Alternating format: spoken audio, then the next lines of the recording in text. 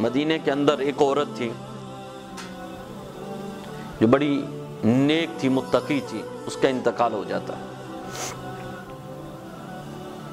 اسے غسل دینے والی عورت غسل دے رہی ہوتی ہے اور اس کے ساتھ اور بھی عورتیں وہاں پہ موجود ہوتی ہیں۔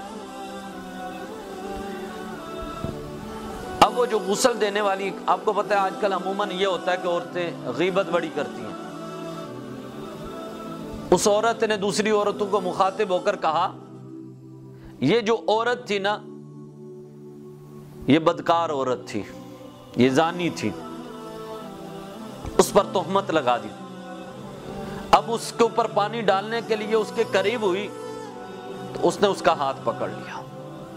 وہ مردہ عورت نے وہ غسل دینے والی کا ہاتھ پکڑ لیا۔ اب سارا نقشہ بدل گیا، بڑے پریشان ہو گئے لوگ، چھڑواتے ہیں چھوڑتی نہیں، دیر ہوتی جا رہی ہے، وقت گزرتا جا رہا ہے، سارے پریشان ہیں کہ یہ ہوا کیا ہے کہ ایک مردہ عورت نے ایک زندہ عورت کا ہاتھ پکڑ لیا اور چھوڑنے کا نام نہیں لیتی۔ بڑی کوشش کی، اس وقت کے علماء سے پوچھا کہ اس کا کیا کیا جائے؟ علماء نے بھی جواب دے دیا کوئی نہیں، کہ اس کے بارے میں ہمارے پاس کوئی حل نہیں ہے۔ اب ان لوگوں نے بیٹھ کر وہاں پر ایک پروگرام بنایا کہ ایسا کرتے ہیں، چلو یہ غسل دینے والی کا ہاتھ کاٹ دیتے ہیں، چلو کاٹ دیں گے، چلو دفن کر دیں گے۔ جب اسے جا کر کہا تو وہ بڑی روئی، بہت ہی روئی کہ نانا ایسا نہ کرو، کچھ اور حل نکالو۔ پھر وہاں پہ لوگوں نے بیٹھ کر ایک دوسرے سے مشورہ کیا تو اس وقت امام مالک رحمت اللہ تعالی موجود تھے۔ انہوں نے یہ مسئلہ امام مالک رحمت اللہ تعالی کے پاس لے گئے، جا کر عرض کی، حضور اس طرح معاملہ ہوا ہے، ایک مردہ عورت نے ایک زندہ عورت کا ہاتھ پکڑ لیا، چھوڑنے کا نام نہیں لیتی، ہم نے بڑی کوششیں کی ہیں، سارا کچھ کیا، لیکن چھوڑنے کا نام نہیں لیتی۔ آپ نے فرمایا بیٹھو کچھ حل نکالتے ہیں۔ انتظار کرتے رہے، تھوڑی دیر آپ سوچتے رہے، سوچنے کے بعد آپ نے فرمایا کہ لگتا ہے کہ اس عورت نے، جو زندہ عورت ہے، اس نے اس مردہ عورت کی جو ہے غیبت کی ہے، اس کے بارے میں برا بھلا کہا ہے، اس وجہ سے اس کا ہاتھ پکڑا گیا۔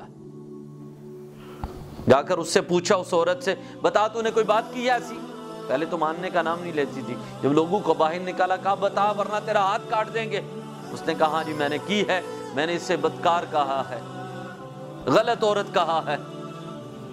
اب پھر معاملہ امام مالک کے پاس، حضور اس نے یہ کہا ہے، اس پر تہمت لگائی ہے۔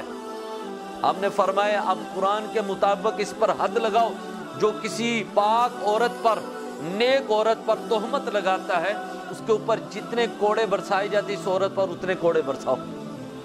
جب اس عورت پر اتنے کوڑے برسائے گئے تو وہ مردہ عورت نے اس کا ہاتھ چھوڑ دیا، کہ اللہ تبارک تعالیٰ نے بتانا تھا کہ میری پاک بندی جو ہے، میری پاک بندی، اس پر اگر کوئی تہمت لگاتا ہے تو اس کا انجام یہ ہوتا ہے، دیکھو کہ تاکہ لوگوں کو پتہ چل جائے۔ اگر اس طرح نہ ہوتا تو لوگوں کے ذہن کے اندر یہی خیال پیدا ہوتا کہ ہو سکتا ہے کہ یہ بدکار عورت ہو، لیکن اللہ نے اپنی اس بندی کی دفاع کرتے ہوئے مہربانی فرمائی کہ دنیا کو دکھا دیا کہ یہ میری بندی بڑی نیک اور متقی ہے۔